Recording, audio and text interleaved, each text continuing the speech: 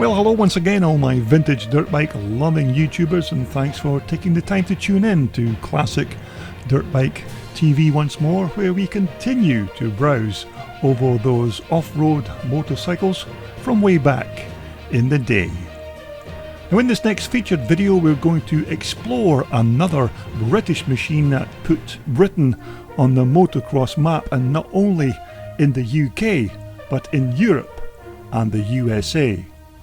So please hang around for the next few minutes as we check out a 1965 Greeves 250 Challenger.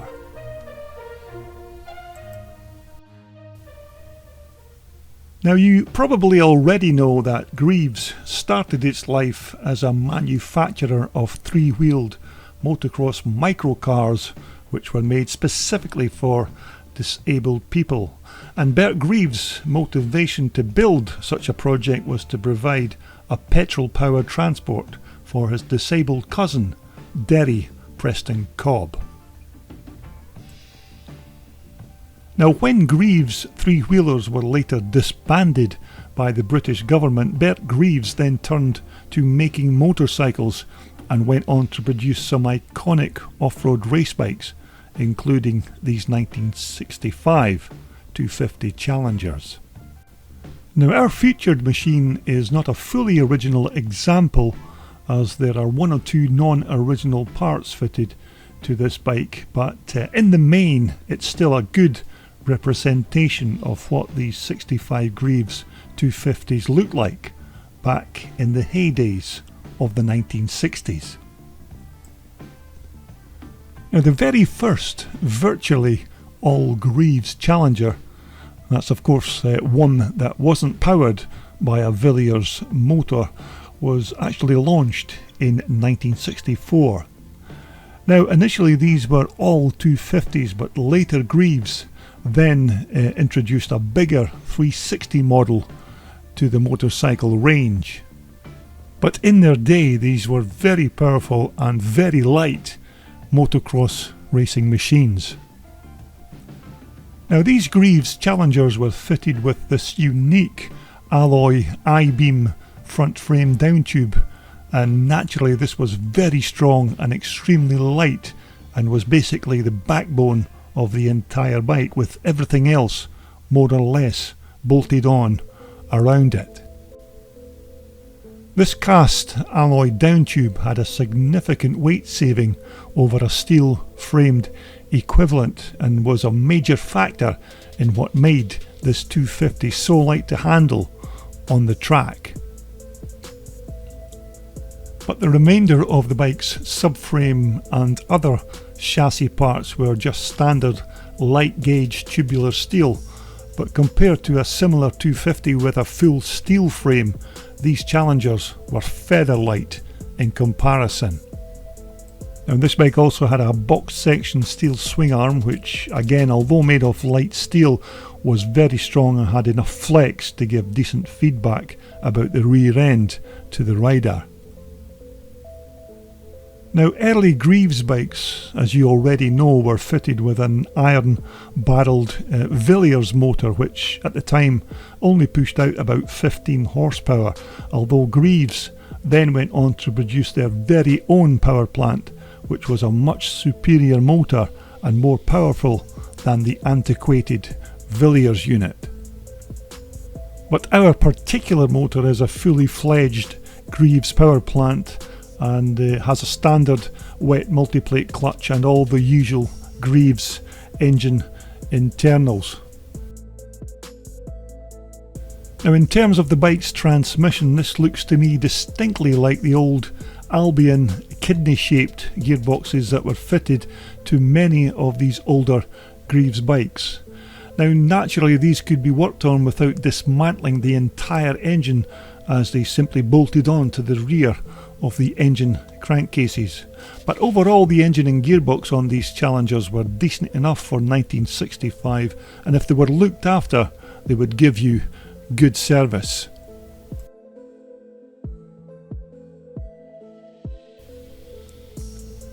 Now our particular Challenger here is missing its fiberglass air filter surround, and as I remember It was an older Amal monoblock carburetor that was fitted as standard at the time, and not the slightly more modern concentric carburetor that we see here.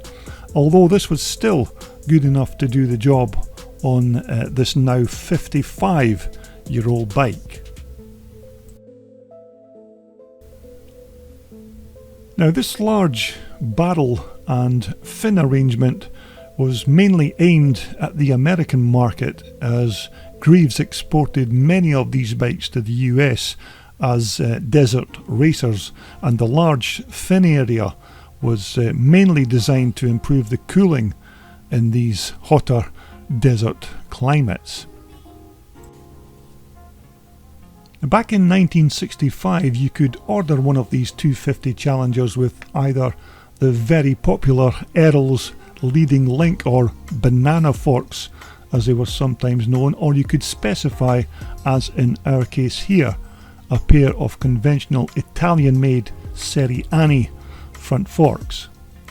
These good quality suspension units worked very well, although some owners would comment that they weren't just as good as the leading link front end, which had a pair of Girling suspension units as the front dampers.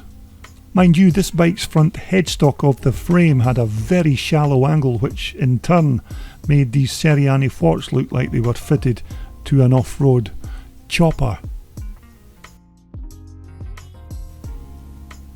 Now, back in the day, these Challengers would have been fitted with Girling rear shocks, although our bike here has a pair of what looks like a set of NJB Norman Blakemore units. Now, Norman Blakemore actually was employed by Girling for over 24 years before setting up his NJB shocks business. Now, this rather weird looking cobbled together chain guard is certainly very similar to what Greeves actually fitted to these Challengers in '65, and if this is not the original, it is very similar. Now, this quite large rear drive sprocket once again looks period correct for this bike, and as you can see, all excess metal has also been removed to keep the bike's weight to the very minimum. Now, this exhaust is also another part that looks correct for this bike, although these I don't think were actually chromed originally, but were painted matte black in the 1960s. But despite that little oversight, this still looks very good for a bike from 1965.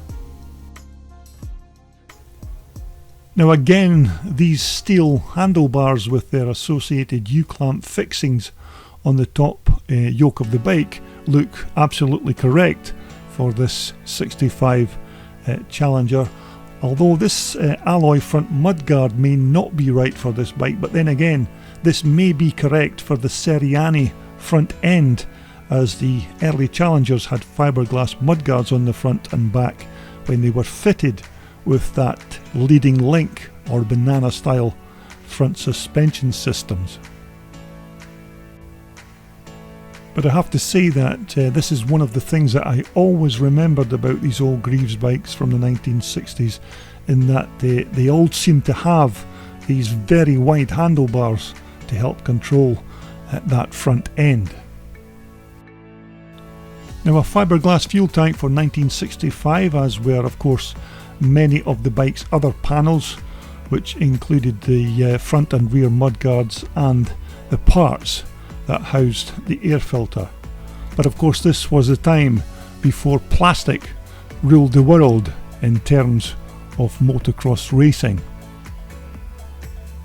Now, the bike's seat again, I have to say, looks period correct for this 1965 bike. Now, it maybe not look the most comfortable place to put your backside down on, but it was adequate and functional for its purpose. But these old 250 Challengers were manufactured in quite big numbers, and at the time there was a decent amount of these machines exported to the USA, where they helped generate interest in off-road riding and motocross in general.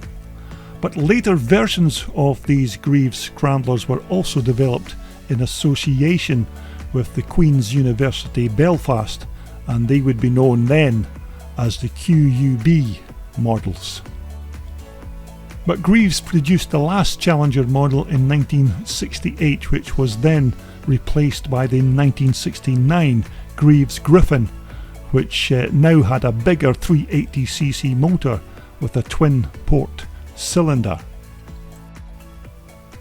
But despite this bike's one or two different parts, it's still a fantastic looking old 1965 bike. Okay, we've had a quick look at the bike, now let's just see if we can catch up and hear that old Greeves ring-a-ding-ding.